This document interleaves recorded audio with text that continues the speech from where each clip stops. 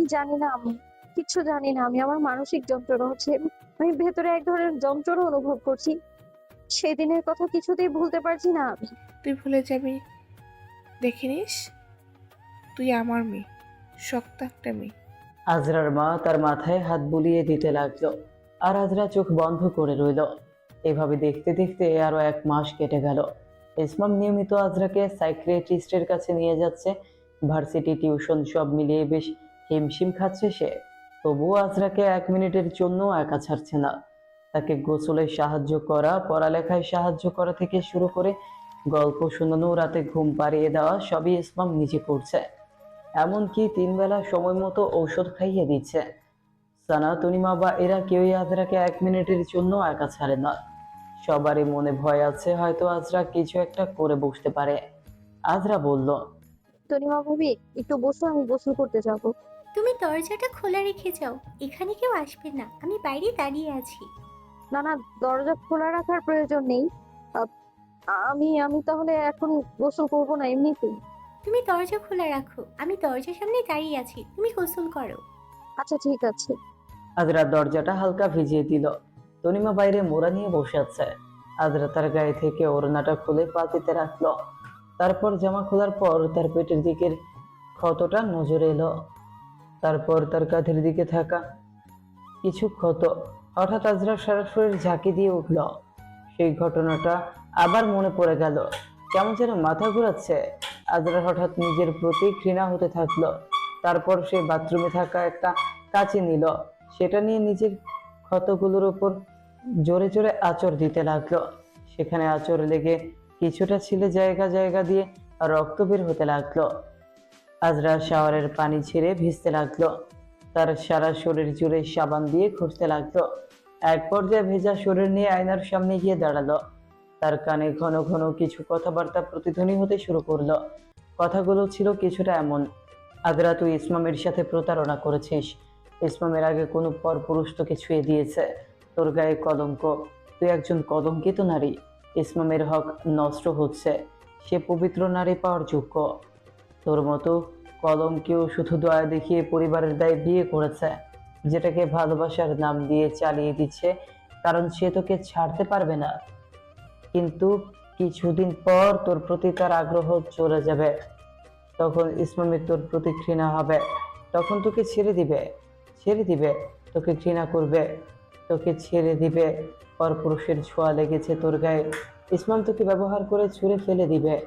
কোনোদিন ইসমামের স্ত্রীর মর্যাদা পেতে পারবি না। এইসব উদ্ভট কথা আজরার মাথায় হঠাৎ করে ঘুরতে লাগলো। তারপর সে হাতে থাকা কাঁচিটা জোরে ধরে তার হাতের কবজিতে একটা পোজ দিল, আর জোরে চিৎকার দিয়ে নাহ বলল। তনিমার কিছু একটা সন্দেহজনক মনে হলো। সে হুড়মুড়িয়ে বাথরুমে গেল। দেখলো আজরা কাছে নিয়ে আয়নার সামনে দাঁড়িয়ে আছে। তার হাত দিয়ে ঝরো ঝরো করে রক্ত পড়ছে। আজরা, তুমি? মা, মা। তনিমা তাড়াতাড়ি টাওয়াল নিয়ে তাকে ঝাঁপটে ধরলো। আজরা জ্ঞান হারিয়েছে। বাসায় সালমান ফার্সি ছিলেন। তিনি দৌড়ে এলেন। তনিমা চিৎকার করে বলল, বাবা, এখানে আসবেন না, একটু দাঁড়ান। ইরা, তনিমা, সানা মিলে আজরাকে ভেতরে নিয়ে এলো। ইরা তাকে কাপড় পরিয়ে দিল। ডাক্তার ডেকে আনা হলো।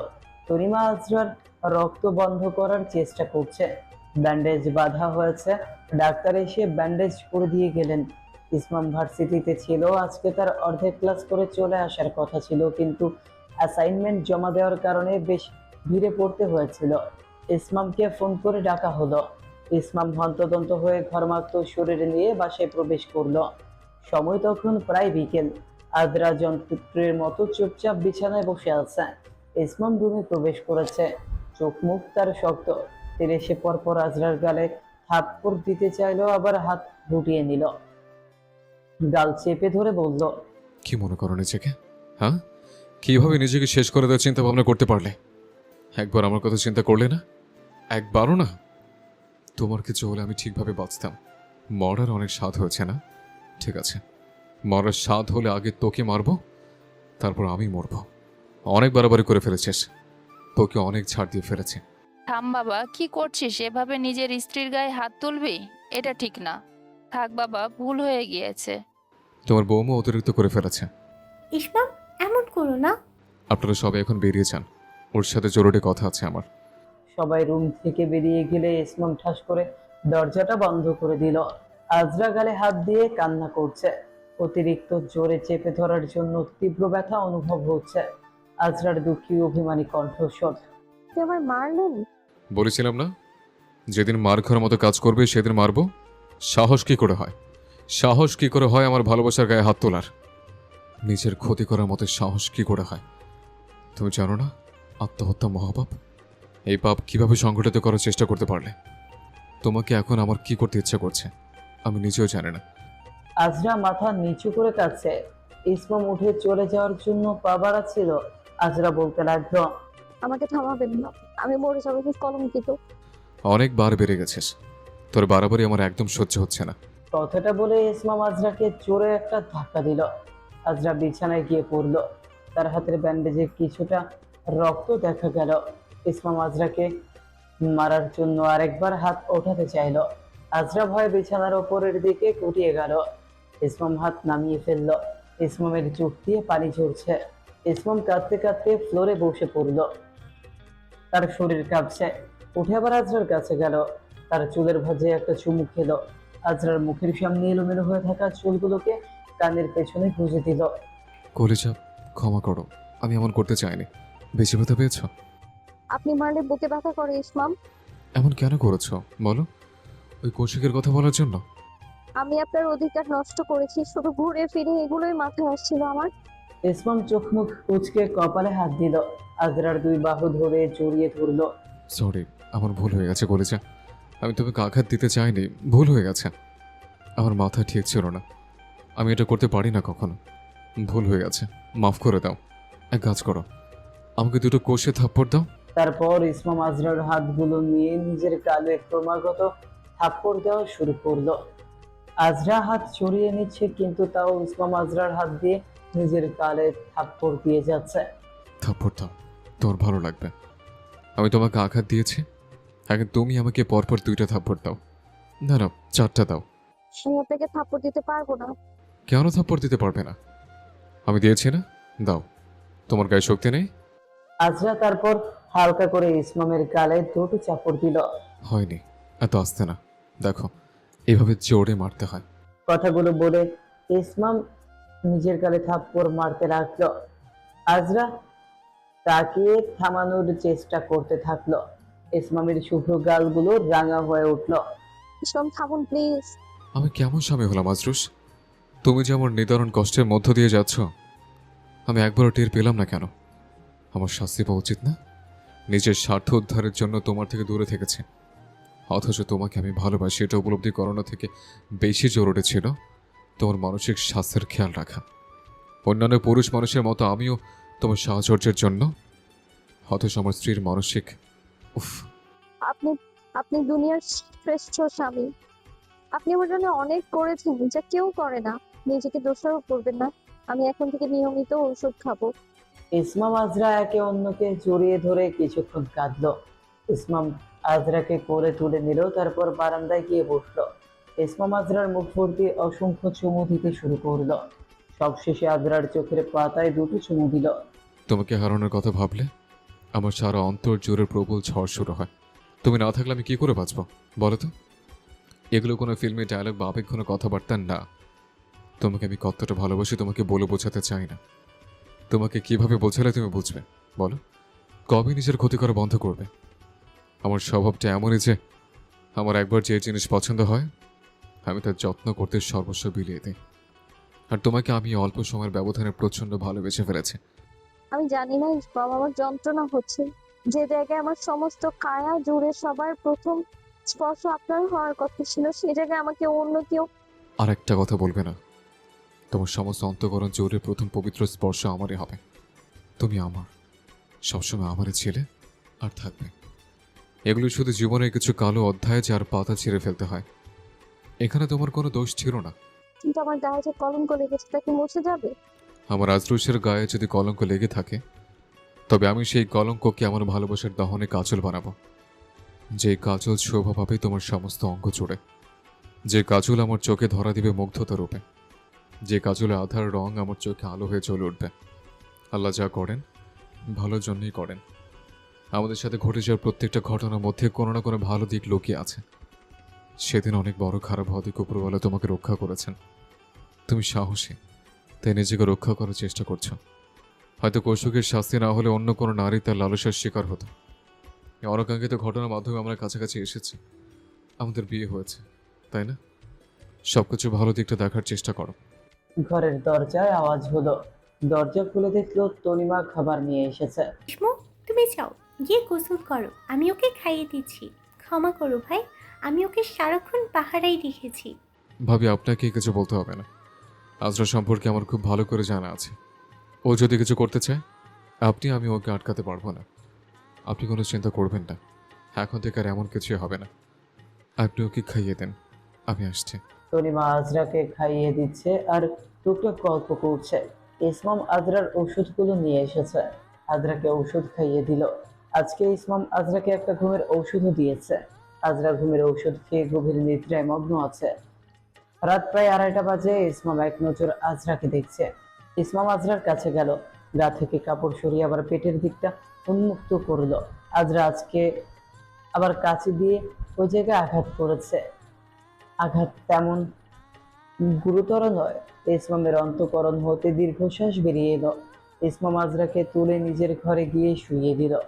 ইসমামের কেন যেন সন্দেহ হচ্ছে আজরার সেই সময় বলা ওষুধের কথায়। আজরা ওষুধগুলো খাচ্ছে না, খেলে তো এমন হওয়ার কথা না। ইসমাম ঘর জুড়ে খোঁজা শুরু করলো। খুঁজতে খুঁজতে বিছানার পেছনের দিকটাতে দেখলো অনেকগুলো ওষুধ পড়ে আছে। ইসমামের খুব রাগ হলো। তারপর সে আরো খোঁজাখুঁজি করে ফুলের টবের মধ্যে কিছু ওষুধের অংশ বিশেষ পেল। প্রতিদিন ওষুধ না খেয়ে কিছু খাটের পেছনে ফেলতো, আর কিছু ফুলের টবে। ইসমাম সিদ্ধান্ত নিল আজরাকে কিছু বলবে না, এখন শুধু সারাক্ষণ তাকে যত্ন করবে। সকালবেলা আজরার ঘুম ভাঙলো। মাথা কেমন ভারী লাগছে। দেখলো তার বুকে ইসমাম মাথা দিয়ে আছে। আজরা ইসমামকে ধাক্কা দেওয়া শুরু করলো। আমার চাবি। এমনিতেই ইসমাম রাতে অনেক দেরি করে ঘুমিয়েছিল। এর মধ্যে আজরার ডাকাডাকি তার সহ্য হচ্ছে না। সে চট করে আজরার ওষুধয় নিজের আয়ত্তে নিল। সে বেশ কিছুক্ষণ সময় নিয়ে আজরাকে ছেড়ে আবার বুকে ঘুমিয়ে গেল। ছি, বিচ্ছিন্ন লোক, আপনার মুখে দুর্গন্ধ। Same to you. তবে এটা প্রতিদিন সকালবেলা এখন তোমার ব্রেকফাস্ট। এটা নিয়েই তোমার দিন শুরু করতে হবে, কিছু করার নেই। কি বলেন আপনি? যা শুনলেন আপনি ভেবে যান। এখন আমার চাবি। কোনো ছাড়াছাড়ি নেই। আজকে আমি ভার্সিটি যাচ্ছি না, না কোচিংয়ে যাচ্ছি। সুতরাং এখন 9টা পর্যন্ত তোমাকে নিয়ে এভাবেই ঘুমিয়ে থাকবো, একটুও নড়াচড়া করবে না। তারপর উঠে ফ্রেশ হয়ে নাস্তা খেতে যাব। না, আমাকে এই রুমে কেন এনেছেন? রাতে কত জোরে মার দিয়েছেন মনে নেই? কালকে রাত থেকে আজকে সকাল পর্যন্ত কতগুলো চুমু দিয়েছি মনে নেই? তোমার রুমে তোমাকে নিয়ে এসেছি, এখন থেকে তুমি আর অন্য রুমে ঘুমাবে না। না, আমি চলে যাব। কথাগুলো বলে আজরা ইসমামকে ধাক্কা দিয়ে তারপর উঠে চলে গেল। দরজার কাছাকাছি যেতেই ইসমাম বলল, আজরুস, আজকে যদি এই রুম থেকে বের হয়েছ তাহলে কোনো দিন এই রুমে আসবে না বলে দিলাম। আমি তোমার সাথে কথা বলবো না।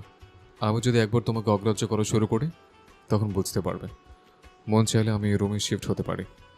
সত্যি যদি আমার বউ হওয়ার ইচ্ছে হয় তাহলে নিজের কাপড় চোপড় সব নিয়ে এসো। আমি যেন ঘুম থেকে উঠে তোমাকে আমাদের রুমে পাই, নাহলে তোমার অবস্থা ভালো হবে না আজরুস। নিশি দিবস তোমাকে চুমু দিতে দিতে কাহিল করে ফেলবো। and it's a serious warning. কথাগুলো বলে আবার ইসমাম ঘুমের দেশে ডুব দিল। ইসমাম চোখ বন্ধ করে শুয়ে রইল। কিছুক্ষণ পর কারো পায়ের আওয়াজ হলো আর একটা অদ্ভুত সুভাষ। ইসমাম ঘুম ঘুম চোখে দেখলো খাটের সামনে কে যেন শাড়ি পরে পায়চারি করছে। তার চোরের রিনরিনে আওয়াজ ইসমামের ঘুম ভাঙিয়ে দিয়েছে। পায়েলেরও আওয়াজ আসছে। শোন, দেখুন, স্কুল আপনাকে শুভ সকাল বলছে। ইসমাম দেখলো কাঠালি হলুদ রঙের শাড়ি পরা আজরা তার রুম দিয়ে পায়চারি করছে। তার কোলে ইসমামের বিড়ালটা। আজরার খোপায় কতগুলো হলুদ সাদার মিশিয়ে কাঠগোলাপ, হাতে হলুদ রঙের কাচের চুড়ি শোভা পাচ্ছে। ইসমাম উঠে বসে পড়ল। ইসমাম চোখ ঘষা দিল, তারপর বেড সাইড টেবিলে রাখা চশমাটা চোখে পড়ল। আজরুস, তুমি? আমি আমার সব জিনিসপত্র এখানে এনে রেখেছি। আর হ্যাঁ, আপনি আমাকে অগ্রাহ্য করবেন না, আমার ভালো লাগে না। দুনিয়াতে আপনি একমাত্র ব্যক্তি যে আমায় ইগনোর করলে আমার ভালো লাগে না। সুতরাং আপনি অগ্রাহ্য করলে আপনাকে কিল ঘুষি লাথি দিতে দুবারও ভাববো না, আমি বলে দিলাম। এক সেকেন্ড আজরুস, তুমি এভাবেই থাকবে। ইসমাম ওয়াশরুম থেকে ফ্রেশ হয়ে এলো। আজরাকে কাছে টেনে নিয়ে বলল, তাহলে কিন্তু রোজ রোজ ব্রেকফাস্টে মর্নিং কিস নেওয়ার জন্য তৈরি থাকতে হবে। কেন এখন বলবেন না? ঘর থেকে বেরিয়ে যান। ইসমাম দুষ্টুমি করে আজরার পেটের দিকে সুড়সুড়ি দিতে দিতে বলল, না ম্যাডাম, আপনাকে এখন আর ঘর থেকে বের হতে দেবো না। দিনকে রাত বানাবো। আপনি এইসব ধরনের কথা বলতে পারেন? আমি আরো অনেক কিছু বলতে পারি। এই, তুমি ব্যান্ডেজের উপর দিয়ে কেন চড়ে পড়েছো? চুড়িগুলো সাইজে অনেক বড়, তনিমা ভাবি আমার জন্য এনেছে, সমস্যা হবে না? ইসমাম আজরার উন্মুক্ত কোমরে হাত রাখলো। সারা শরীর জুড়ে শিহরণ বয়ে গেল। হাত দুটো ক্রমাগত বিচরণ করছে পেটের কোমল ত্বকের উপর। খুব সুরসুরি লাগছে, এখন আমার মেজাজ গরম হচ্ছে কিন্তু। লাগো, এখন তো আরো সুরসুরে দেব। ইসমাম আজরাকে ঘুরিয়ে তার দিকে নিল। আজকে তাদের ওষ্ঠের মিলন এক পাক্ষিক নয়, দুজন শুধু দুজনের দুনিয়াতে মগ্ন। আজরা ইসমামের পিঠের দিকটা খামচে ধরেছে। বেশ কিছুক্ষণ পরে ইসমাম আজরাকে ছেড়ে দিল। আজরা হাঁপাচ্ছে। আপনি দেখি খুব একদম নাচবর গোছের লোক, আর একটু হলে আমার ফুসফুস দুটো ফুটো হয়ে যেত।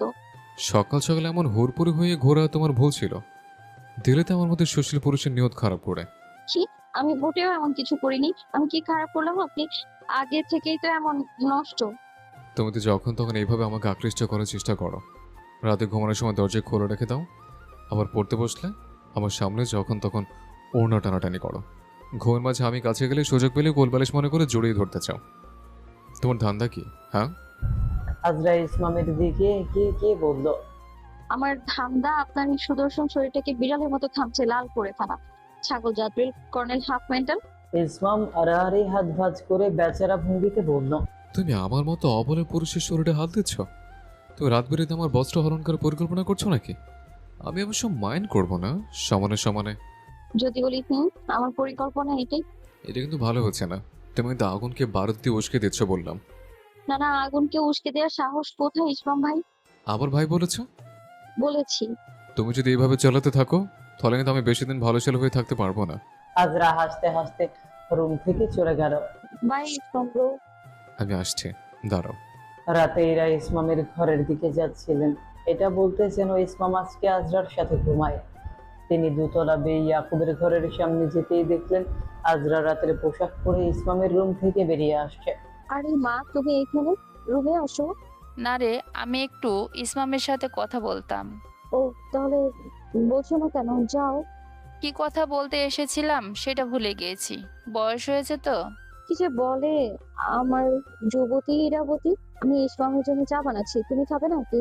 এরা অবাক হলেন। একে তো আজরাকে ইসমামের রুম থেকে বেরিয়ে আসতে দেখে তার উপর আবার ইসমামকে ইসমাম বলে ডাকছে। তিনি যা চেয়েছেন তা হয়েছে। ইসমাম আজরার মধ্যে সম্পর্ক ঠিক হতে শুরু করেছে, এটা ভেবে ইরার অনেক আনন্দ হচ্ছে। না রে, আমার চায়ের প্রয়োজন নেই। আমি এখন বরঞ্চ গিয়ে শান্তির ঘুম দিই। কেমন যেন শান্তি অনুভব হচ্ছে। কেন শান্তি অনুভব হচ্ছে আমাকেও একটু বলো। এমনিতেই। আজরা চা বানিয়ে নিয়ে রুমে আসতে আসতে দেখলো ইসমাম ঘুম। কি ব্যাপার, আজকাল আমার প্রিয় স্বামীকে কি অনেক বেশি পরিশ্রম করতে হচ্ছে আমার জন্য? অনেক বেশি ঘুমায় বেচারা, আমার মতো 20 বছর বয়সী বাচ্চাকে লালন পালন করতে করতে ক্লান্ত। আজরা লাইট বন্ধ করে চাটা রেখে ইসমামের পাশে ঘুমিয়ে পড়লো। তনিমা জানলার ধারে এসে বসে আছে। গায়ে একটা মৃদু হাওয়ার ছোঁয়া লাগছে ক্ষণে ক্ষণে। বাইরে থালার মতো বড় রূপালি চাঁদ দেখা যাচ্ছে। তার আশেপাশের মেঘগুলো তার অলংকার রূপে বিরাজ করছে। মাঝে মাঝে তনিমার মনে হয় চাঁদটা সূর্যের ভালোবাসা পেয়েছে বলেই এত আলোকিত হয়েছে। যেমন একটা মানুষ তার ভালোবাসার মানুষের দুনিয়াটা আলোকিত করে দিতে পারে, চাঁদটাও তেমন সূর্যের ভালোবাসায় তার দুনিয়াটা আলোকিত করেছে। সেই ভালোবাসার আলোয় উজ্জ্বল হয়েছে তার পঙ্ক্তিগুলো। তখন সেটা কলঙ্ক নয়, কাজল হয়েছে। তনিমা তার পিঠে একজোড়া ঠোঁটের স্পর্শ পেল। এই ঠোঁটের স্পর্শ তার পরিচিত, বেশ পরিচিত, যা শয়নে নিদ্রায় আধো জাগরণে তাকে ছুঁয়ে ছুঁয়ে যায়। তার প্রিয় রাজীবের স্পর্শ। ক্রমে ক্রমে সংস্পর্শটা থেকে থেকে পেটে আর গলায় বিচরণ করতে লাগলো। তনিমা একটু নড়ে চড়ে বসলো, তারপর ইয়াকুবের দিকে মুখ ঘুরিয়ে বসলো। কিছু হয়েছে রাদীপ সাহেব? কই, কিছুই হয়নি তো। কেন জানি বউটাকে অনেক আদর করতে ইচ্ছে করছে। শুভ বিবাহ বার্ষিকী আমার ঝগড়াটে নারী। আপনাকেও পহেলা বিবাহবার্ষিকী শুভেচ্ছা মিস্টার খাম্বা। তোমার জন্য গিফট আজকে না, আগামীকাল থাকবে। তবে আমি আপনাকে আপনার আগে গিফট দিয়ে দিয়েছি। মানে কি গিফট? তনিমা ইয়াকুবকে একটা খাম দিল। খামটা খুলতেই বেরিয়ে এলো একটা প্রেগনেন্সি টেস্ট কিট, যার মধ্যে স্পষ্ট দুটো লাল দাগ দেখা যাচ্ছে। ইয়াকুব তনিমাকে বলল, যা দেখছি তা কি ঠিক? তুমি ভালোভাবে চেক করে দেখেছো তো? হ্যাঁ। আমি বাবা হতে যাচ্ছি। হোয়াট? আল্লাহর হাজার শুক্রিয়া, আমি বিশ্বাস করতে পারছি না। আমি কিভাবে বোঝাবো আমি কতটা খুশি। এটা কত বড় উপহার! এটা সারা জীবনের শ্রেষ্ঠ উপহার। আমি এখন কি করব? আমাকে আগে বলনি কেন? তোমার এখন প্রচুর বিশ্রাম আর যত্নের প্রয়োজন। ইস, আরে থামুন, ওর বয়স মাত্র 1.5 মাস। আমার ছোট্ট কলিজাটার বয়স 1.5 মাস। তুমি আমাকে দুনিয়ার সবচেয়ে বড় খুশি এনে দিয়েছ। তোমাকে তোমাকে অনেক ভালোবাসি। 27 বছর বয়সে এর থেকে বড় খুশির বিষয় আর কি হতে পারে? তনিমা লজ্জায় চোখ নামিয়ে নিল। ইয়াকুব তাকে শক্ত করে জড়িয়ে ধরলো, তারপর ঠোঁটে অসংখ্য চুমু খেল। পরিবারে নতুন অতিথির আগমন হতে চলেছে, এর থেকে বেশি আনন্দের আর কিছু হতে পারে? পরের দিন ইয়াকুব তনিমার বিবাহ বার্ষিকী উপলক্ষে বাসায় ছোট একটা অনুষ্ঠানের আয়োজন করা হয়েছে। তনিমার বাবা মাও এসেছে, সাথে তানিশা আর তার স্বামী। তনিমার জন্য নানা ধরনের উপহার সামগ্রী এনেছে, আর ফলমূল, কাঁচা বাজার, আরো অনেক কিছু। তনিমার পরনে ডার্ক ব্রাউন রঙের শাড়ি, আর ইয়াকুবের পরনে ব্রাউন রঙের পাঞ্জাবি। আজরা, ইসমাম, সানা, নাবিল পরিবারের বড়দেরকে বেড়ে বেড়ে খাওয়াচ্ছে। ইসমাম আজরার কানে কানে বলল, আজকে অনেক খুশির দিন, ডাবল সেলিব্রেশন। হ্যাঁ, অবশ্যই বাড়িতে নতুন অতিথি আসতে চলেছে না, একটা পুতুল হবে, সারাদিন খেলবো। ডাবল সেলিব্রেশন তো হবেই। জানো, একটা কথা ভেবে আমার অনেক খুশি লাগছে। কিভাবে খুশি লাগছে? এই যে ইয়াকুব ভাইয়ের বাবা হতে হতে 27 বছর লেগে গেল, তবে আমার মনে হয় আমি 25-এর আগেই বাবা হতে পারবো। ইস, শখ কত খুশি। শখ আমার অনেক বড়, তোমাকে সময় সময় কড়াই গন্ডায় বুঝিয়ে দেব। অশুভ পুরুষ মানুষ কোথাকার, পরিবারের বড়রা আছে, লজ্জা করে না? এখন অসভ্য পুরুষ মানুষ হতে পারলাম না বলেই সন্তানের বাবা হওয়ার সুযোগটা দেরি করে আসছে। মনে মনে তুমিও চাও আমি অসভ্য পুরুষ হয়েছে। তুমি চাইলে আগামী 10 মাসের মাথায় তোমায়ও একটা পুতুলের ব্যবস্থা করে দিতে পারি। আজরা চোখ গরম করে ইসমামের দিকে তাকাতেই ইসমাম চশমা ঠিক করতে লাগলো, আর শশব্যস্ত হয়ে বলল, আন্টি, আপনার কিছু লাগবে? স্যালাড? একটু ডাল নিন তাহলে। সানা আজরার কানে কানে বলল। এর পরের পালা তোমাদের, জলদি আমাকে ফুপি বানিয়ে দাও তো। আজরা বিষম খেল, তার প্রচন্ড বেগে কাশি পেল। এরা ভাই বোন একদম সেম। ইসমাম কথাটা শুনেছে।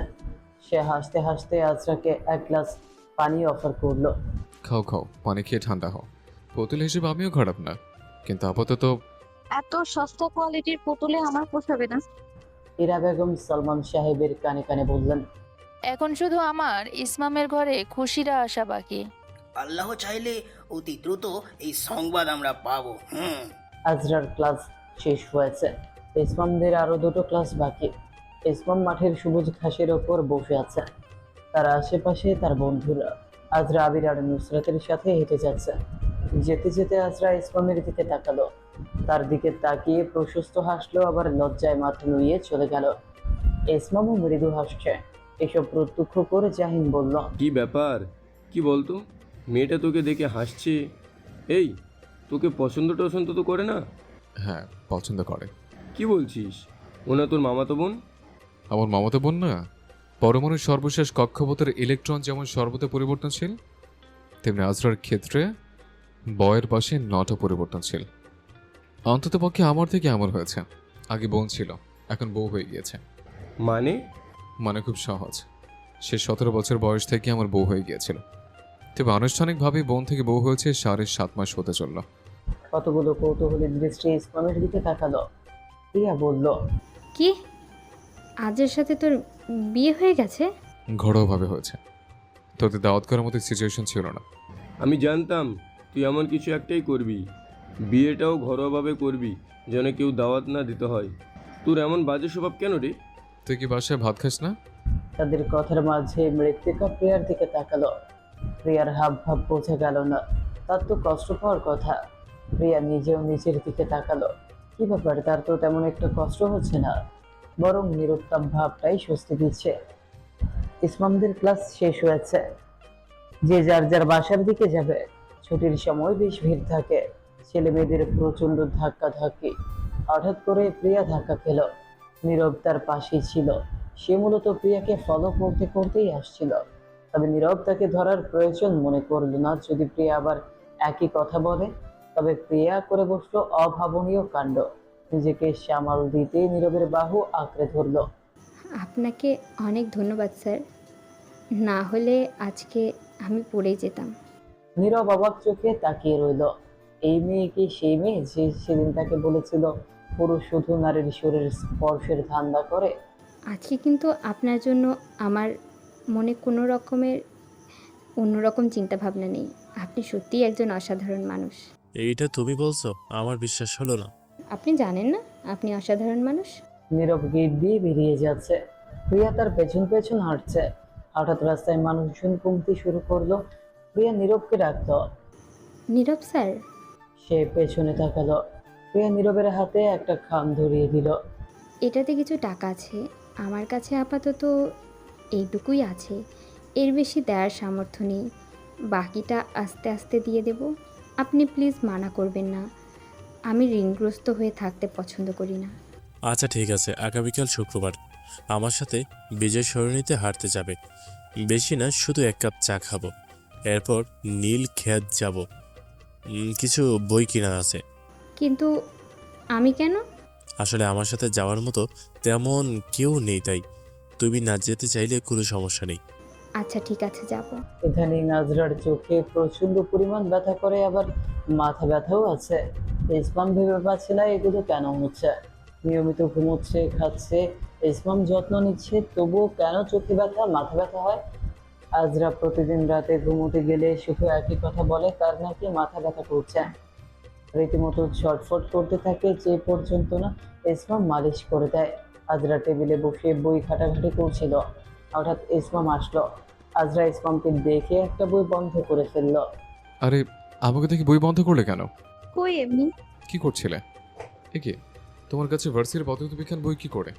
এমনি এমনি সংগ্রহে রেখেছিলাম, কারোর কাছে থেকে মনে হয় পেয়েছিলাম। ও, দেখি, আমি বইটা খুলে দেখি। আর এটা তো অন্য রাইটারের লেখা বই, আমার কাছে এটা নেই। না না, এটা আপনাকে দেয়া যাবে না। কেন, কি হয়েছে? দাও আমাকে। না না, দেয়া যাবে না। দাও বলছি। দেয়া যাবে না বলেছি না। ইসমাম আজরার থেকে বইটা নিয়ে নিল। আজরা তাড়াতাড়ি করে এসে ইসমামের কোলে বসে পড়লো। বলেছি না, প্রিয় স্বামী, এই বই নেওয়া যাবে না। আজরা একটু একটু করে ইসমামের কাছে গেল। কাছে যেতে যেতে আজরা তার ঠোঁটের দিকে এগিয়ে গেল। ইসমামের হৃৎপিণ্ডের গতি অস্বাভাবিক হারে বৃদ্ধি হলো। আজরা আরো কাছে এগোলো। কাছে এগোতে এগোতে ইসমামের ঠোঁটের কাছে তার ঠোঁট নিয়ে গেল। ইসমাম চোখ বন্ধ করলো। তারপর আজরা বই নিয়ে উঠে চলে গেল। আজরা চোখে হাসছে।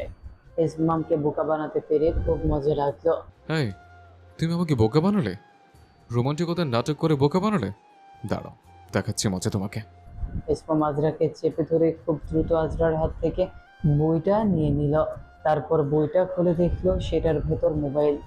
বইটাকে মোবাইলের শেপে কাটা হয়েছে, এমনকি এটা বই না বাক্স, তার উপর কোনো এক বই থেকে কাভার কেটে এমনভাবে সাজানো হয়েছে যেন সেটা একটা বই। আজরা এইসব কাজে বেশ পারদর্শী। যেমন নকল ফুল দেখতে আসলের মতো, এমন কাগজ দিয়ে অসংখ্য জিনিস বানানো তার অভ্যাস। ইসমাম দাঁত কটমট করে বলল, তোমাকে আমি মোবাইল চালাতে নিষেধ করেছি। ডাক্তার তোমাকে যথাসম্ভব রেস্ট নিতে বলেছে। তার মানে ইদানিং তুমি এত বেশি মোবাইল চালাও বলেই তোমার এই অবস্থা। চোখে ব্যথা, মাথা ব্যথা মূলত এত বেশি মোবাইল চালানোর কারণেই হচ্ছে। একদম আমার আর আমার মোবাইলের দোষ দেবেন না। অবশ্যই দোষ দেব, এমনকি তোমার পড়ালেখা ঠিকঠাক মতো চলছে না। দাঁড়াও, আমি এখনই আম্মাকে ডেকে আনছি। ইসমাম নিসা বেগমকে ফোন করলো। 10 মিনিটের মাথায় নিসা এলেন। আম্মা, আপনি এখানে বসুন। কি হয়েছে বাবা? আজ আর কি দোষ করেছে? আম্মু, তুমি সবসময় আমার দোষ কেন খুঁজে বেড়াও? এমনিতেও তো ডাকতে পারে, আমি দোষ করলে কেন ডাকতে হবে? ইসমামের কথা বলার ভঙ্গি শুনে বুঝতে পেরেছি তুই আবার কিছু করেছিস। আম্মা দেখুন, সেটা বইয়ের ভেতর লুকিয়ে লুকিয়ে মোবাইল চালায়। এর জন্য বর্তমানে তার প্রচণ্ড মাথা ব্যথা এবং চোখে ব্যথাও আছে। ডাক্তার ওকে পর্যাপ্ত পরিমাণে আরাম করতে বলেছে, কিন্তু মহারানী এখানে মোবাইল চালাতে ব্যস্ত। এগুলো আমি করিনি। উনি মিথ্যে বলছেন। আমি তো মাঝে মাঝে ইনস্টাগ্রামের রিলস দেখি শুধু। আম্মা, আপনি ওর সাথে বোঝাপড়া করুন, আমি যাই। কথাগুলো বলে আজরাকে চোখ মেরে তার মায়ের কাছে রেখে রুম থেকে বেরিয়ে গেল। আর ইশারায় বলে গেল তাকে তখন চুমু খেতে না দেওয়ার ফল এটা। আজরার মা তাকে 1 ঘন্টা একটা লম্বা বক্তৃতা শোনালেন। তার বক্তৃতার সারমর্ম এই যে সংসারের স্বামীর মন জুগিয়ে চলা অনেক গুরুত্বপূর্ণ। পড়ালেখায় মন দাও, কাজে মনোযোগী হও, নিজের স্বাস্থ্যের খেয়াল রাখো, ইত্যাদি ইত্যাদি ইত্যাদি। এত বড় লম্বা লেকচারে আজরার মাথা গরম হয়ে গেল। ইসমামকে একটা শিক্ষা দিতে ইচ্ছে করলো, তবে এখানে না, ভার্সিটিতে। রাতে আজরা বালিশ নিয়ে অন্য রুমে গিয়ে ইসমামের মুখের উপর দরজাটা বন্ধ করে দিল। ইসমাম কয়েকবার ধাক্কা দিল, কিন্তু আজরা কিছু বলল না। পরের দিন ভার্সিটিতে আজরার ক্লাস শেষ হয়েছে। এই আবিদ, তোমার কি মনে আছে লাস্ট টাইমে আমি তোমার অ্যাসাইনমেন্ট করে দিয়েছিলাম? তখন তুমি বলেছিলে তোমার উপর একটা উপকার তোলা হলো। হ্যাঁ তো, এখন সেই উপকারের প্রতিদান দেওয়ার সময় এসে গেছে আবিদ। আর কতবার বলবো? আমার নাম আবিদ না, আবির। আবির আবিদ, দোয়ার রয়ের তফাৎ। শোনো, তোমাকে আমার একটা কাজ করতে হবে। কি কাজ? আজরা আবিরের কানে কানে কিছু একটা বলল। ইসমামদের আজকে মাঠে ক্রিকেট খেলা ছিল, যার কারণে কাপড় বদলাতে ওয়াশরুমে এসেছে। ওয়াশরুম থেকে কাপড়গুলো ছেড়ে ব্যাগে ভরে নিল। ইসমাম বের হতে যাবে, হঠাৎ করে তার গায়ের ওপর এক গাদা ময়লা পানি এসে পড়লো পাশের ওয়াশরুম থেকে। পানিতে প্রচন্ড দুর্গন্ধ ছিল। ইসমাম বুঝতে পারলো এগুলো ময়লা পরিষ্কার করার পানি, যার কারণে তার গায়ে এখনো বালি কাদা আর অনেক কাগজপত্র লেগেছিল। ইসমামের সারা গা ঘিন ঘিন করতে লাগলো। ইসমাম পাশ থেকে দেখার চেষ্টা করলো এই পানিটা কোথা থেকে কে ফেলেছে। তখনই কেউ তার পাশের বাথরুমের দরজা খুলে দৌড়ে বেরিয়ে গেল। তার চশমা খোলা হয়ে যাওয়ার কারণে সে কিছু বুঝতে পারল না। হাত থেকে চশমা খোলার পর দূরের কিছু সে দেখতে পেল না। ইসমাম দূরের জিনিস খুব কমই দেখতে পায়। ইসমাম বাসায় গেল, খুব মধুর স্বরে ডাকতে লাগলো। আজরুস, আজরুস কোথায় তুমি? আজরাকে ডেকে লাভ নেই, সে তার বাসায় গিয়েছে, মানে মেঝো মামিদের বাসায় গিয়েছে। তাই নাকি? আচ্ছা ঠিক আছে, আপনি আমার একটা কাজ করুন তো, আজরাকে ফোন করে বলুন আমার জ্বর এসছে। কিন্তু কেন? প্লিজ ভাবি, বলুন না। কেন কেন? বইয়ের সাথে রোম্যান্স করার ইচ্ছা নাকি? অবশ্যই, তবে পদ্ধতিটা ভিন্ন। আজরা জ্বরের খবর শুনে চলে এলো। রুমে এসে দেখলো ইসমাম নেই। আর এই হাফ মেন্টাল লোকটা কোথায় গেল? আজরা ইসমামকে খুঁজতে লাগলো। এক পর্যায়ে বারান্দা থেকে ইসমাম বেরিয়ে উৎফুল্লতার সহিত বলল, আমি এখানে, কলিজা। তার হাতে তার বিড়াল রুটি। বিড়ালের গায়ে হাত বোলাতে বোলাতে এগিয়ে এলো। বিড়ালটা সম্ভবত আজরাকে পছন্দ করে না, তার কারণ অবশ্য ইসমাম।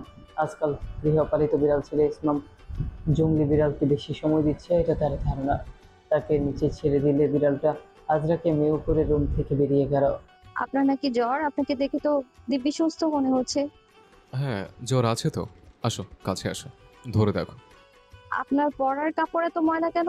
হয়েছে একটা ছোটখাটো দুর্ঘটনা, আর সেই দুর্ঘটনা তুমি ঘটিয়েছ। আজরা আবার খাওয়ার নাটক করে বলল, আমি আবার কি করলাম? এই যে আমার সারা গায়ে ময়লা পানি, তুমি এটা ফেলেছ। ইসমামের পরনে একটা অফ হোয়াইট রঙের শার্ট, তার জায়গা জায়গা দিয়ে কালো কালো ময়লা ধুলোবালি লেগে আছে। এমনকি চুলেও ধুলোবালি লেগে আছে আর কিছু কাগজ। আমি কিছু করিনি। কার না কার সাথে শত্রুতা করেছি। হয়তো কেউ আপনাকে বুলিং করার চেষ্টা করেছে। আমাকে বুলি করার সাহস একমাত্র একজনের আছে, আর সেটা তুমি করেছো। সেটা তুমি ছাড়া আর কে হতে পারে? আপনি আপনি আমাকে দেখেছেন? নিশ্চয় অন্য কাউকে দিয়ে করিয়েছো। আজরা রুমের দরজার দিকে দৌড়ে পালাতে চাইলে ইসমাম দরজা বন্ধ করে দিল। তুমি তো আজকে পালাতে পারবে না আজরুস। আজকে তোমার খবর আছে। আমার উপর ময়লা পানি ঢালো না।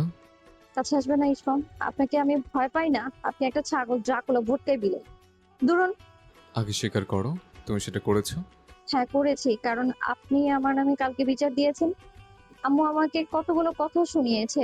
আম্মুর সামনে কত লজ্জা পেয়েছি আমি, বলুন তো। ছি, আম্মুকে তার আদরের জামাই বিচার দিচ্ছে, আর আমি এই বাড়িতে বকা খাচ্ছি।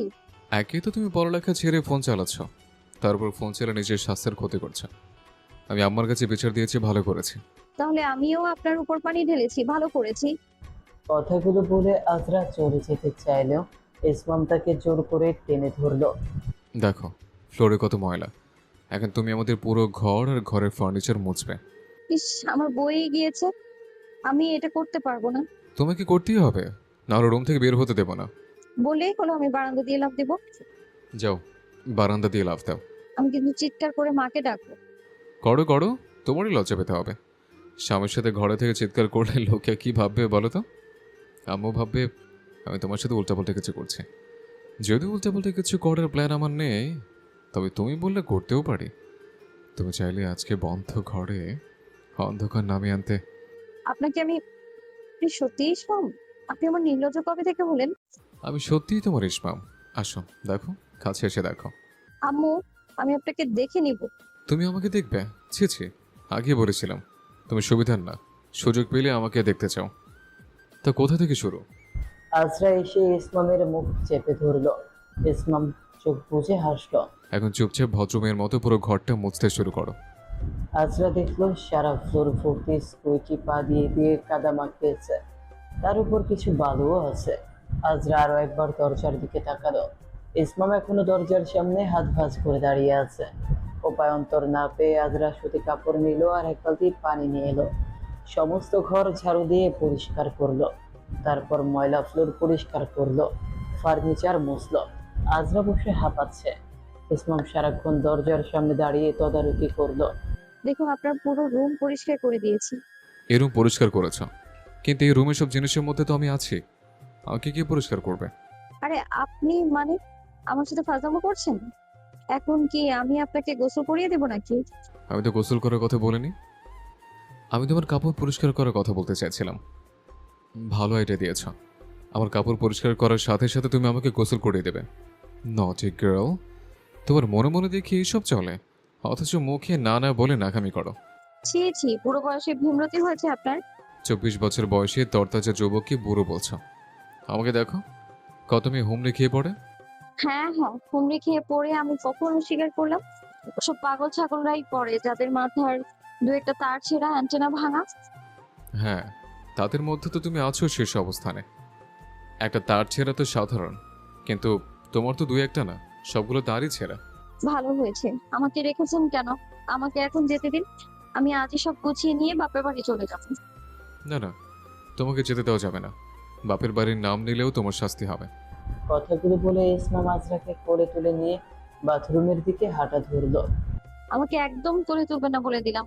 আমার না মাথা চার ছেঁড়া, আমাকে না তাহলে আমাকে না ছাড়লে আজকে এসপার ওসপার হয়ে যাবে বলে দিলাম। ইসমাম আজরাকে ভেতরে নিয়ে ওয়াশরুম বন্ধ করে দিল। এছাড়া আমার ছাড়ুন বলছি, এই অসময়ের ভেতরে কেন বন্ধ করছেন? ইসমাম ময়লা পানির বালতি সহ ওয়াশরুমের ভেতর প্রবেশ করলো, তারপর দাঁড়িয়ে থাকা আজরার মাথার উপর ঢেলে দিল।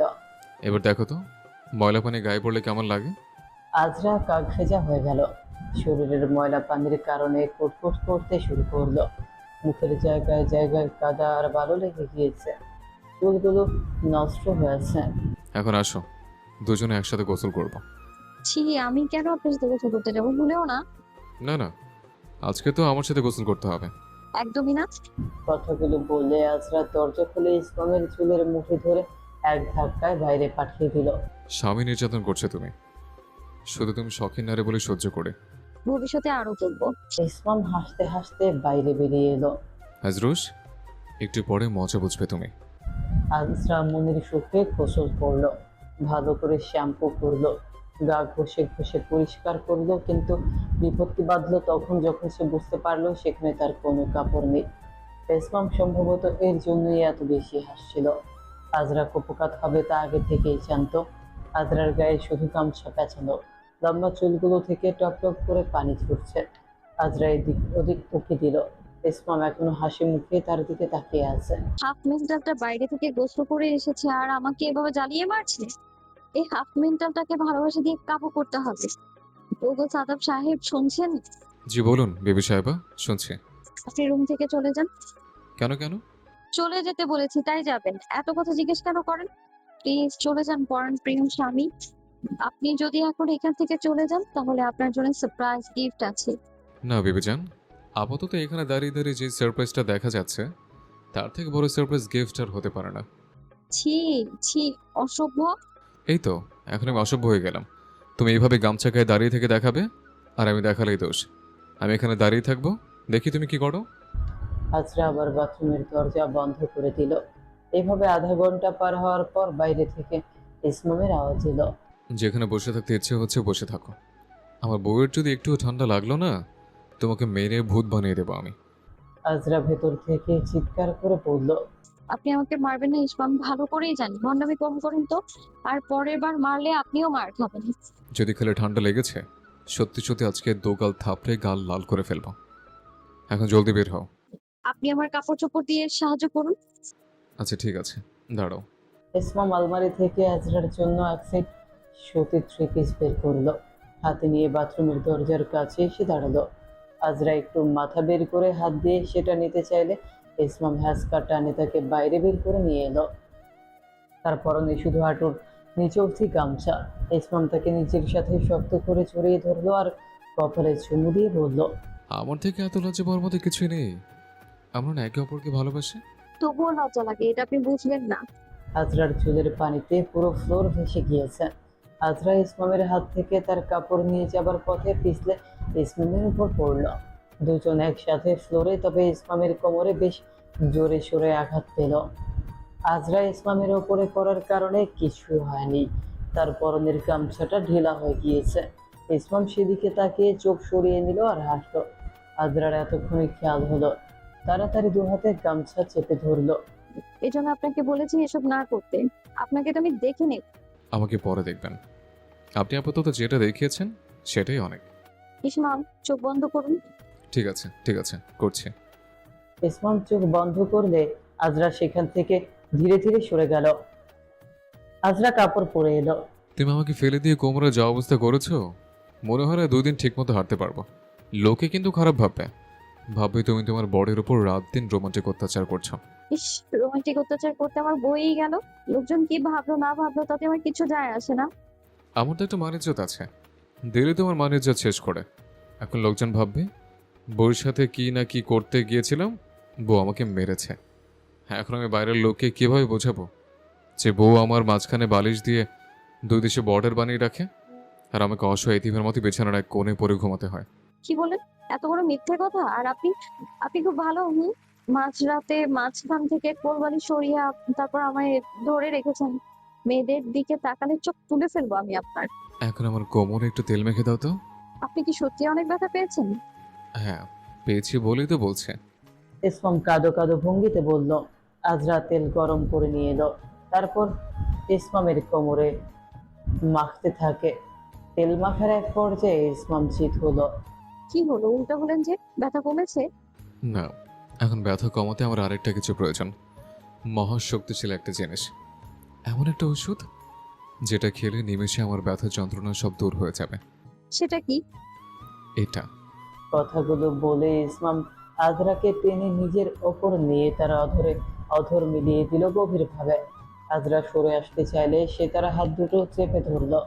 ইসমাম, আপনি যখন তখন এইসবের তালে কেন থাকেন? তুমি সারাক্ষণ এত মাদকতা ছাড়াও কেন? আজরা ইসমাম বিছানায় শুয়ে আছে। আজরাকে জড়িয়ে ধরে তার কানের কাছে এসে বলল, এই যে তুমি গোসল করে এসেছো, তোমার সদ্য ভেজা চুল, তোমার গোলাপি ঠোঁট, তোমার স্নিগ্ধ কোমল ত্বক, চুল থেকে ভেসে আসার সুগন্ধ সবই আমাকে মাতাল করছে। বিশেষ করে তোমার গায়ের ঘ্রাণ। তোমার গায়ে যে আলাদা একটা ঘ্রাণ আছে, সাদা গোলাপের সুবাস, সেটা ক্ষণে ক্ষণে আমাকে টানে। এটি কি আমার অপরাধ বলো? তোমাকে দেখলে নিয়ন্ত্রণ হারা হয়েছে, এটা কি আমার অপরাধ? তবে নিজেকে নিয়ন্ত্রণে রাখার সর্বোচ্চ চেষ্টা করছে। যেদিন তুমি নিজে থেকে ধরা দেবে শুধু সেদিনই। আজরা চুপ করে রইল। ইসমামের এই বিষয়গুলোই তার এত ভালো লাগে। কখনো সে আজরাকে কোনো কিছুর জন্য জোর করে না, তাকে যথাসাধ্য আরামে রাখার চেষ্টা করে।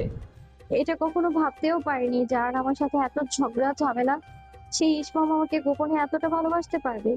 আমাকে আর কিছু সময় দিন ইসমাম, আমি আসলে।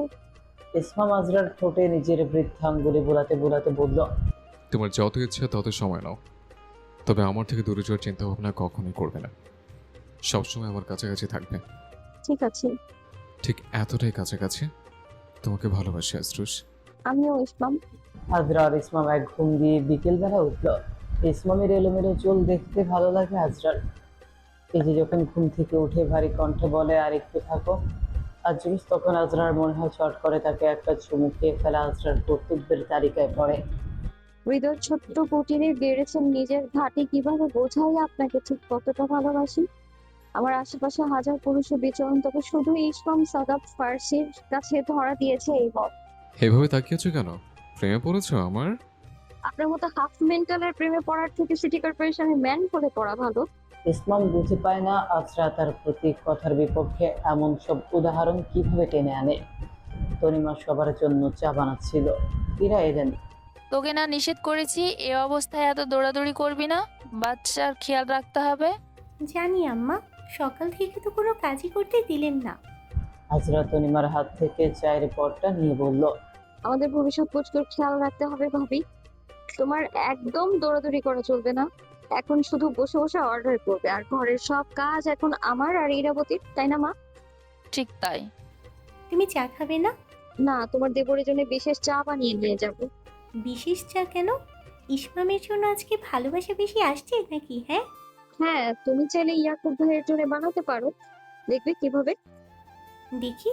তনিমা দেখতো কাপে আজরা কিছু ফেনা জাতীয় জিনিস ঢালছে, কিন্তু সেগুলো আসলে কি তা জানা ছিল না। তারপর বুঝলো সেগুলো ছিল চায়ের পাতিল ধোয়ার ফেনা। আজরা সেই ডিশ ওয়াশার স্পঞ্জটাকে ভালো মতো চেপে একটা কাপে ঢেলে নিল। তারপর সেখানে আজকের বানানো চা থেকে কিছু চা পাতি দিল, ভালো করে নাড়া দিল। তারপর তার মধ্যে বেশি করে মরিচের গুঁড়ো দিল। জিনিসটা দেখতে অনেকটা চায়ের মতোই হয়েছে। এক দেখায় কেউ বলতে পারবে না এটা চা না। একে সাংঘাতিক ব্যাপার, তুমি ইসমকে এগুলো খাওয়াবে? হ্যাঁ, এগুলোই খাওয়াবো। আপনি জানেন না আজকে আপনার প্রিয় দেবর আমার সাথে কি করেছে? আমাকে দিয়ে ঘর মুছিয়েছে, জিনিসপত্র পরিষ্কার করিয়েছে, তারপর সেই ময়লা পানিগুলো আমার মাথায় ঢেলেছে। নিশ্চয়ই তুমি কিছু করেছো। অবশ্য আমি একটু কিছু করেছিলাম, তবে এর সূত্রপাত আপনার প্রিয় দেবর করেছে। তা সে কি করেছে? সে কালকে আম্মুর কাছে আমার নামে বিচার দিয়েছে। আমাকে খুবই লজ্জিত হতে হয়েছে। তারপর আমি ইউনিভার্সিটি আবিদ নামে আমার এক বন্ধু আছে, তাকে বলেছিলাম ইউনিভার্সিটির বোয়ার থেকে এক বালতি ময়লা পানি ম্যানেজ করে তা ইসমামের মাথার উপর ঢুকতে। ইসমাম যখন ওয়াশরুমে ঢুকলো, সে তার মাথার উপর ঢেলে দেয়। ছেলেটা অনেক দ্রুত, বুঝলেন, কাজটা অনেক সুন্দর করে করেছে, কারণ সে কারো ঋণগ্রস্ত থাকতে চায় না। আমি তার অ্যাসাইনমেন্ট কমপ্লিট করে দিয়েছিলাম। সে যে কোনো মতেই ঋণ পরিশোধ করতে চেয়েছিল, তার ফলস্বরূপ আপনার দেবর আমাকে দিয়ে ঘর মুছিয়ে জিনিসপত্র পরিষ্কার করে সে ময়লা পানি ঢেলে দিয়েছে আমার মাথায়। এখন আমি বিখ্যাত চা খাইয়ে তার বদলা নেব। বাহ, তোমরা পারো, টম এন্ড জেরি। এটা খেয়ে তার পেট খারাপ না হওয়া পর্যন্ত আমার কিন্তু শান্তি হচ্ছে না। শুক্রবার নীলক্ষেতে বিকেলের দিকে বেশ ভিড় থাকে। বলা যায় বেশিরভাগই নবদম্পতি বা কাপতি। প্রিয়া আশেপাশের পরিবেশ উৎসুক হয়ে দেখছে। হাতে তার চায়ের ভার, নীরবের হাতে। দুজনে একটা দোকানের বেঞ্চিতে বসে চায়ে চুমুক দিচ্ছে। গরম গরম ধোয়া ওঠা চা খেতে ভালোই লাগছে। প্রিয়ার এই দোকানের চাটা বেশ ভালো লাগতো আগে, কিন্তু যে নতুন ছোকরাটা এসেছে সে সম্ভবত এলাচি বেশি দেয়। প্রিয়ার বলতে ইচ্ছে হলো, হ্যাঁ রে, তোর এলাচ কি বেশি হয়ে গিয়েছে? তাহলে দে, আমি বাড়ি নিয়েছি। কথাটা মনে রয়ে গেল, বলা হলো না। প্রিয়া উদাস ভঙ্গিতে চায়ে চুমুক দিচ্ছে, দৃষ্টি রাস্তা দিয়ে আগত মানুষের দিকে। দূর থেকে কেউ একজন দেখলে মনে করবে সে খুব মনোযোগ দিয়ে মানুষের গত হওয়ার আসলে দৃশ্য দেখছে, কিন্তু না, সে উদাস ভঙ্গিতে শুধু সেদিকে তাকিয়ে আছে, যেন চোখ বলছে কোনো একদিকে তাকিয়ে থাকা অতীব জরুরি। মস্তিষ্ককে শান্ত রাখার জন্য যে কোনো একদিকে তাকিয়ে থাকো, প্রিয় তাই করছে। নীরব প্রিয়াকে ওপর থেকে নিচ পর্যন্ত খুঁটিয়ে খুঁটিয়ে দেখছে। পায়ে তার দেওয়া স্নিকার্স জোড়া, পরনে একটা আকাশি রঙের গোল লং ফ্রক, তার উপর দিয়ে মাথায় ওড়না পেঁচানো। ওড়নার রংটা কালো, কোকড়া কোকড়া কিছু চুলের কাছে মুখের সামনে এসে পড়ছে। নাকের আঁকা ঘাম পরন্ত বিকেলের রোদের আলোয় ঝিলিক দিচ্ছে। বাম পাশে থাকা নাকফুলটা যেন শেষ বিকেলের দিবাকরের মতোই দ্যুতি ছড়াচ্ছে। হাতে একটা কালো চিকন বেল্টের ঘড়ি। ঘড়িটা দেখে বোঝা যাচ্ছে বেশ পুরনো। নিয়মিত তার উপর অনেক ধকল যায়।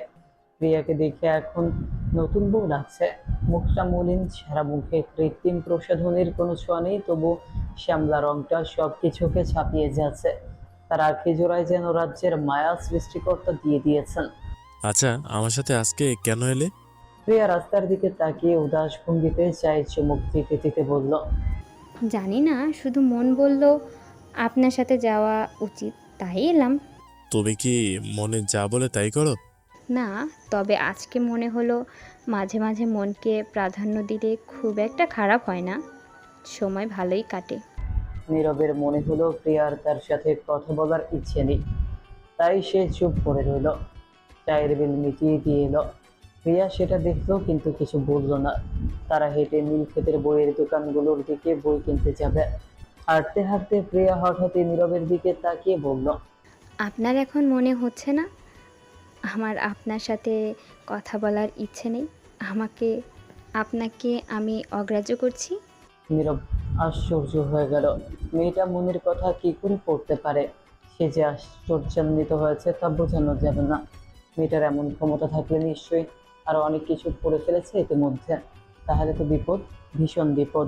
নীরবের নিজেকে বিনা যুদ্ধে পরাজয় বরণ করে নেওয়া সৈনিকের মতো মনে হচ্ছে। না, তেমন কিছু না।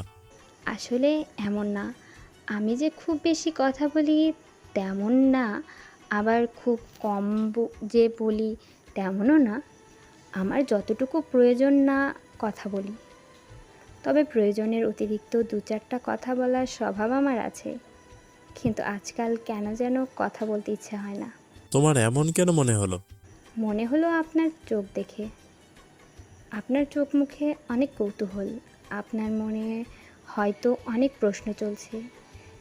কি চলছে তা আমি না কি চলছে আমি তা জানি না, তবে প্রশ্ন চলছে কিছু একটা নিয়ে। আপনার হয়তো আমাকে জিজ্ঞেস করতে ইচ্ছে করছে। যদি কিছু জিজ্ঞেস করার ইচ্ছা হয় নির্দ্বিধায় বলে ফেলেন। উত্তর দেওয়ার মতো হলে উত্তর দেব, নইলে এড়িয়ে যাব। আসলে আমি শুনেছি নীলক্ষেতে বই কিনতে এলে সব নারীরা শাড়ি পরে আসে, মানে যখন অবসর সময় বের হয়, আর কি ওই দৈনন্দিন কাজ ব্যতীত। শাড়ি পরে কেন আসবো? আপনি কি আমার প্রেমিক হন স্যার? প্রিয়া চোখ মুখ খিচে নীরবের দিকে তাকিয়ে কথাটা বলল। নীরব খুবই অস্বস্তি বোধ করলো। তার মন চাইছিল প্রিয়া শাড়ি পরে আসুক, কিন্তু ওরা যে এভাবে মুখ ফসকে বেরিয়ে যাবে তা ভাবেনি। আজকাল নীরব আর নীরব নেই, সরব হয়ে গিয়েছে। দুঃখিত, আমি সেভাবে বলতে চাইনি। প্রিয়া হাসলো, হাসির জোরে ছুটে গেল। হাসিটা নীরবের কাছে দেখতে এত সুন্দর লাগলো যে তার ভাষায় বর্ণনা করা কঠিন। তার হাসি দেখে মনে হলো কোনো সুরভি হাসছে। এই হাসির কি ঝিলিক, কি পবিত্রতা! এই হাসির কাছে ঝর্ণার বয়ে চলাটাও বোধহয় ফিকে হয়ে যাবে। রোজ রোজ এই হাসি দেখতে পেলে দিনটা ঝলমলে হয়ে যাবে। আপনি দেখি সিরিয়াস হয়ে গিয়েছেন, ক্ষমা করবেন এমন বেখাপ্পা মজা করার জন্য। শিক্ষকের সম্মুখে এসব বেমানান। ভার্সিটির বাইরে কিন্তু আমি তোমার শিক্ষক না। বন্ধু তো না, বন্ধু বানানোর জন্য আপনার বয়সটা বড্ড বেশি, তবে আপনার লজিকগুলো আমার কাছে অনেক পছন্দের। কিভাবে বেশি? তোমার থেকে 5 বছরে বড়, এইটা খুব বেশি। প্রিয়ার এই প্রসঙ্গে কথা চালিয়ে যেতে ভালো লাগলো না। সে কথার ধারা বদলে বলল, এখানে বেশিরভাগই শাড়ি পরে আসে, আমি এর আগেও এসেছি জানেন। গত বছরও আমি নিয়মিত শাড়ি পরতাম। শাড়ি আর কাজল পরতে আমার খুব ভালো লাগতো। তাহলে আজ এলে না যে? তোমাকে তো আমি কখনো শাড়ি পরা দেখিনি। দেখেননি কারণ আমি একটা ঘটনার পর থেকে শাড়ি পরা ছেড়ে দিয়েছি। নীরব শুধু বলে আবার রাস্তার দিকে তাকিয়ে রইল। শুধু ছোট্ট করে ও বললেন, কারণটা জানতে চাইবেন না? না, চাইবো না।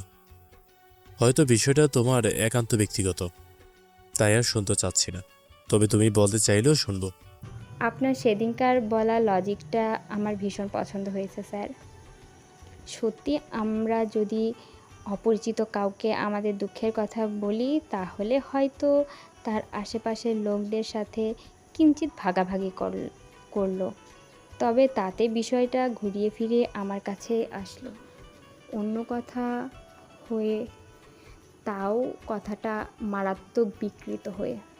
বিষয়টা আপনাকে বলছি কারণ এখানে সেই ভয় নেই। আমি একজনকে ভালোবাসতাম বলতে আমি শুধু ভালোবাসতাম। তাকে ক্লাস 6 থেকে পছন্দ করতাম, কিন্তু সে আমাকে পছন্দ করতো না। আমার বাবা মা গ্রামে থাকে, আমি এখানে এক আত্মীয়ের বাসায় থেকে পড়াশোনা করতাম। তখন থেকে তার সাথে পরিচয়। তবে সে কখনো আমার প্রতি তেমন কোনো অনুভূতি বহন করেনি। যেদিন সে আমাকে কথাগুলো স্পষ্টভাবে বলল, সেদিন আমি তার সাথে অধীর আগ্রহের সহিত শাড়ি পরে দেখা করার জন্য গিয়েছিলাম। সাথে চোখে পড়েছিলাম গাঢ় কাজল। সেদিন আসার পর মনে হলো এসব বিলাসিতা ছাড়া আর কিছুই না। দুনিয়াতে কিছু কিছু মানুষ এমন অবহেলিত মানুষ থেকেই থাকে যাদের ভালোবাসা পাওয়ার বা ভালোবাসার অধিকার নেই। তাদের শুধু জীবনের গতিপথ ধরে এগিয়ে যেতে হয়, just go with the flow. তাই ভাবলাম আমার জন্য এসব ভালোবাসা না, তাই নিজের মতো জীবনযাপন শুরু করলাম। সবার প্রতি বাধ্যবাধকতা আর আশা রাখা কমিয়ে দিলাম। এখন জীবনটা মোটামুটি কাটছে। বলবো না যে আশা ভরসা না রেখে জীবনযাপন করা খুব সহজ বা জীবন খুব ভালো যায়, তবে হ্যাঁ, আপনার জীবনটা অন্তত চললে তো যাবে। প্রেমে পড়া কিন্তু খারাপ কিছু না, আশা রাখাও খারাপ না। আপনি কখনো প্রেমে পড়েছেন? হ্যাঁ, পড়েছি। তাহলে নিশ্চয়ই আপনার প্রেমের পূর্ণতা পেয়েছে, তাই এমন বলছেন। না, আমারটা পাইনি। আমি যাকে ভালোবাসতাম সে এখন বিয়ে করে 2 বাচ্চা মা হয়ে গিয়েছে। আরে বাস, তবে হ্যাঁ, মানুষ কিন্তু বারবার প্রেমে পড়ে। আপনি কি আবার প্রেমে পড়েছেন? মনে হয়। আমার ক্ষেত্রে এমনটা হবে না। হতেও তো পারে। মনে হয় না। যে কথাগুলো আমি এখন আপনাকে বললাম, এগুলো যদি আমাদের গ্রামের আত্মীয় স্বজন কাউকে বলতাম, গ্রামের বাড়িতে রটে যেত আমি খারাপ পাড়ায় সার্ভিস দিই, আমি ঢাকা শহরে খারাপ কাজ করি। ঢাকা শহরে অনেকেই এমন মনে করে। আমি এমন ভার্সিটি পড়ুয়া অনেক মেয়ের গল্প শুনেছি যাদেরকে আত্মীয়দের এইসব কথা শুনতে হয়েছে। জিনিসটাকে তুমি স্বাভাবিক বলতে পারো। হ্যাঁ, ঠিক বলেছেন, স্বাভাবিক। আপনাকে কিন্তু মেরুন রঙের পাঞ্জাবিতে খুব সুন্দর লাগছে স্যার। যে মেয়ে আপনাকে ছেড়ে গিয়েছে সে ভালোই ঠকেছে, আর যে আপনাকে বিয়ে করবে সে জিতবে। এমন কেন মনে হলো? মনে হওয়ার অনেক কারণ আছে, তবে সেটা আমি না, যে আপনাকে বিয়ে করবে সেই বুঝিয়ে বলুক। আজরা ইসমামকে চায়ের কাপটা দিল। ইসমাম তখন ল্যাপটপে কাজ করতে ব্যস্ত। সেখানে দৃষ্টি রেখে বলল, রেখে দাও, আমি 2 মিনিটের ভেতর খাবো। আচ্ছা ঠিক আছে। কথাগুলো বলে আজরা বাঁকা হাসি দিল। আজরা তাড়াতাড়ি রুমের বাইরে চলে গেল। ইরাকে বলল, মা শুনছো? হ্যাঁ বল।